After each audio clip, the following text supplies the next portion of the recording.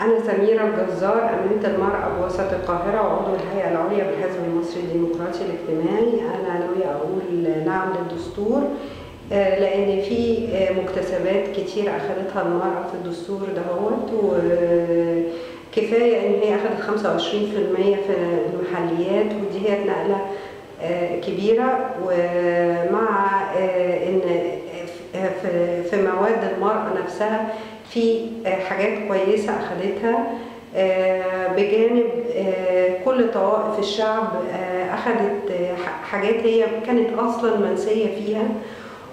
والحقوق وباب الحقوق والحريات كان باب مهم جدا للشعب المصري إن هو ياخد حقه في وطنه وفي بلده.